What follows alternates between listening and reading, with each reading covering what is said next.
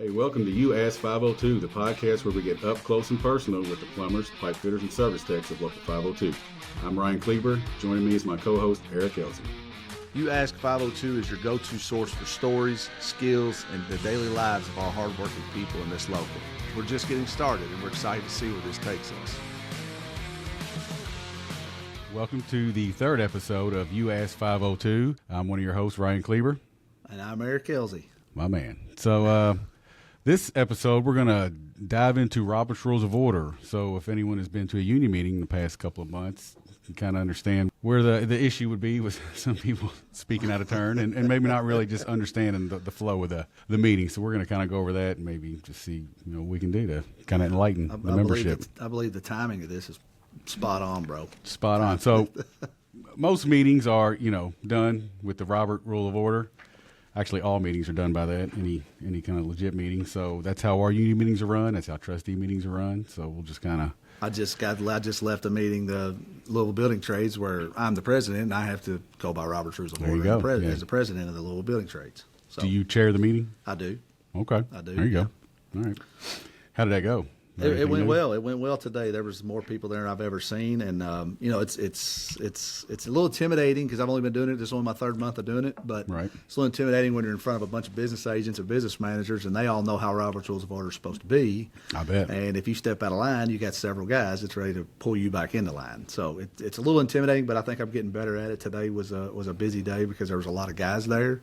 And it was we had an election of new officers, so that was a new one for me too, having an election of new officers. So, do you know who won? Do you have the results? Yeah. I mean, there was nobody running. There was all unopposed. We got the same people that were in place before. The only difference is now I'm the president, and we got a new vice president. It's really the only thing that's different. So, congratulations, sir.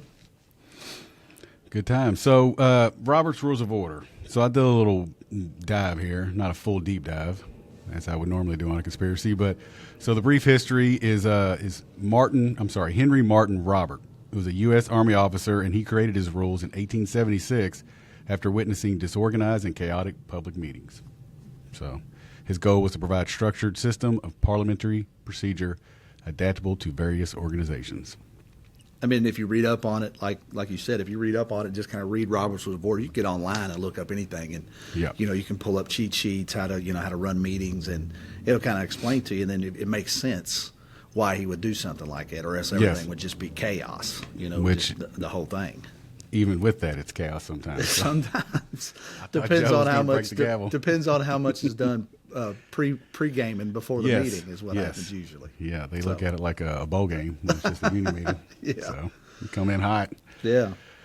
Let's see here. Where else we're going to go with this? So I mean, the person that runs the meeting. You got the president in our case, Joe Ford.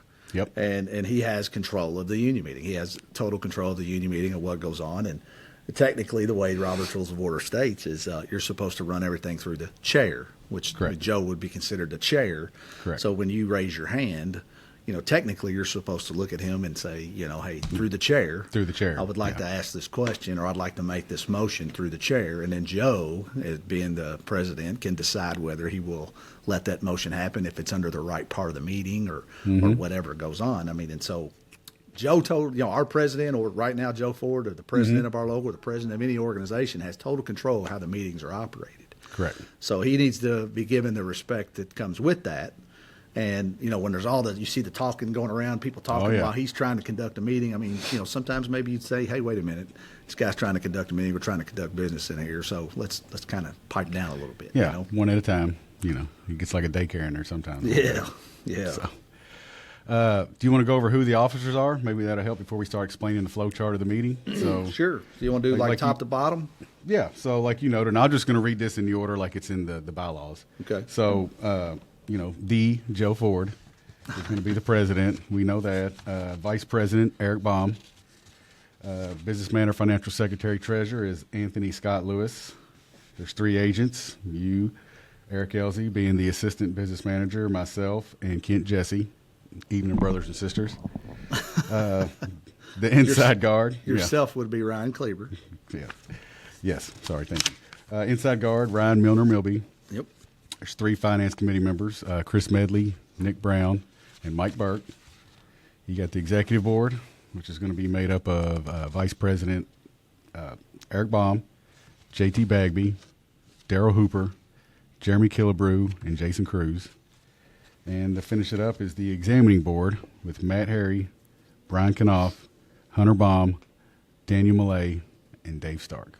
So that's And all the I elected got officers. one. I got one you forgot that is overlooked, and I held this position for 9 years myself. Oh, the recording secretary, Sean Drake. Recording secretary Sean Drake, and I, My bad, Sean. whoever people that decide to do that job, man. I mean, we had Daryl Hooper do it after I did Yes. it, and Yep. now Drake's doing it now, and I mean He's had it for 7 years. Yeah, the importance of his role, of the Oh, recording secretary's role, the importance of that role to make sure that motions are typed up right, make sure Yes. that, he also is there to help Joe or the president make sure he's staying in order the way the meeting's supposed to be run. So Correct.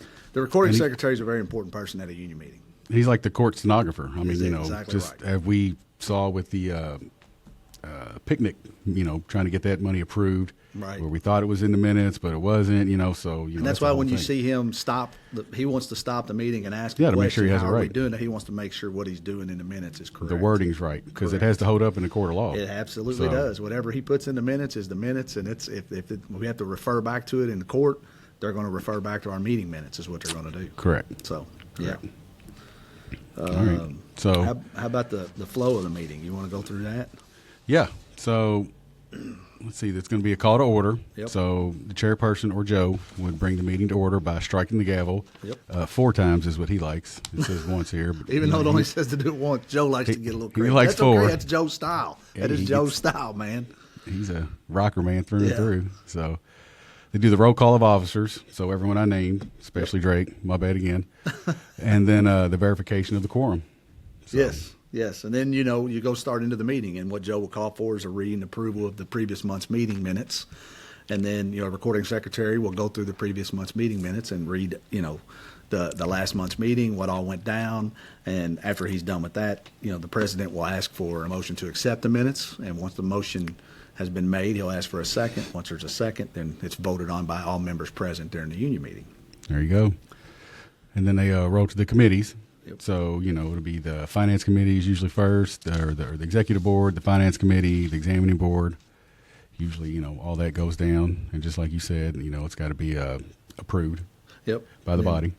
Then you get into correspondence, and which Yep. is correspondence is usually thank you letters from places that our local has given money to, or charities that our local has given money to, whatever death of someone that received, our flowers or a wind chime. They thank us for that.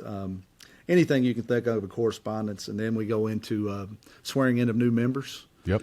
Every month. A lot of we them have- lately. Yep. Every month it seems like it keeps growing. We Growing. have more and more of these guys that we're welcoming into our local from the open shop, non-union sector, Yep. and they're coming into our local and completing their training and being sworn in as members. So then you do that, and then we get into the report of officers.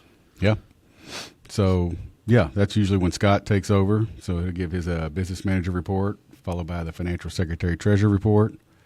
And then I'll usually give my report. Then Rhino steps in there and does his business agent report, kind of updates everybody on work coming up, who's off work, how many guys we got off work, and what work's coming up and where people can go. And in my opinion, man, you do an excellent job of that, making sure everybody understands where Thank the you. work's at, and making sure you're above and beyond trying to get these guys to work. I think you do an excellent job of that, my friend. I like to give him too much information. Almost drown him with info. Yeah. So then from there, unfinished business. And there's hardly. Sometimes only, if there's bylaw reading, we're doing a bylaw change, that will fall under unfinished business where Right. we got to do it 3 times in a row. I mean, so that would be something that would come under unfinished business, but very rarely do we have unfinished business, usually. What does not go under unfinished business? 401k. There you go. There you go. After unfinished business would be new business. There And, you go. that's where a member can stand up and ask you for anything, really. I mean, if he wants to talk about, he's got a child that's got something coming up and they want Right. to try to raise a little funds for it and they want to ask for some money for it, it would happen under new business. If they have a question about something coming up, they could do it under new business, whatever. They want If to you do. wanted to form a committee, would you do it then? I think you would do it under new business, yeah. and asked, like that's what happened last month. I think one of the ladies is trying to. The ladies committee wants a committee, and the ladies are trying to. That's when I told her. I said, ask for it under new business. Talk to ask for Joe. Okay. And the best thing to do, I think, if you really are concerned about where to bring it up, what to do, before the meeting starts, go up to Joe or our president and ask the president, hey, I want to talk about this month. Yeah. Where do I bring this up? What part of the meeting do you want me to bring this up? And then Joe will tell you, bring it up under new business, bring it up under good and welfare. Whatever it is, Joe will tell you, bring it up then. And, then the meeting will go smoother. But if you as we've seen in the past couple months, there's been some confusion where guys maybe have brought something up under the wrong area and Joe shut them down. And I mean, but we're going to get all that fixed. And still, Joe runs a good meeting, man. He runs a very good meeting. Yep. So, and that's, then good and welfare of the local after that. So it's an opportunity for members to share announcements, concerns, accommodations. Yeah, like somebody's sick, and they want to have prayers reached out to somebody that's found out somebody's in trouble or had an accident or, whatever, good and welfare. Or something's really good going on in the local, something's good on the job site, you can bring it up under good and welfare. Good news, bad news, all news. Yeah. So, and then it's an adjournment. So the chairperson's going to ask the members to adjourn, or the motion, seconded. Right. Which usually goes off without a hitch. And then straight to the parking lot. Yep, and thank the good Lord for the man that came up with the Robert's Rules of Order. Who would know how a meeting would go? It'd be a nightmare. Yeah, I mean, I've heard all the history of this local, 522, 107. Mm-hmm. A lot of places used to have in meetings on, Friday nights. Could you imagine a union meeting on a Friday night? I mean, it could get crazy, but probably not the best idea. I think that for the most part, our meetings are generally ran business-like, and they're handled very well for the most part. I agree with that. Yeah, we do very well. So, and we're it's hard to get out of line when you're crammed in there like sardines, but we're working on that as well. Yes, yes. Hopefully, in the next couple of years, we'll have a nice big spot for all these people and be proud of it. They'll all be proud of it. Hopefully, Do you want to give guys an update on what's going on with the progress of the school? School first, and then the hall. But well, the school is in the stages of trying to get the drawings approved downtown, and I don't think it's going to be much longer after the first of the year. I'd say March or April we'll be pushing dirt, over there for the school. School's beautiful. The mock-ups they did and the drawing. If you didn't come to last month's meeting when we had them put up. Last month's meeting when the drawings were put up, it looks good. It was very state of the art. Yeah, and then as far as the Union Hall, they've got the preliminary drawings that we've kind of sent them what we would like to have, and the dimensions of the offices, dimensions of rooms, dimensions of buildings, like the meeting room, all that stuff. They've got all that stuff now, and they're in the process of drawing that up for us because the goal is when they start on the school and get moving on the school, they're going to move over to the Union Hall and start on the so they can all kind of be working both of them at the same time. Exactly. Exactly. I think Scott threw a basketball court in there on that one on the hall side. From what I know the gym. Yeah, it's got a gym. It's got a walking track. It's got a basketball/volleyball court in there. Okay. He's kind of wanting to set it up where members can rent it out if they'd like. Okay. And for whatever. If they want to have a wedding reception there, if they want to have a birthday party or whatever they want to do, he's wanting to set it up where he can rent it out. I do DJ on weekends, so. All right, man. Well, cool. Well, anything else? That's all I got today, man. All right, good deal. Good podcast.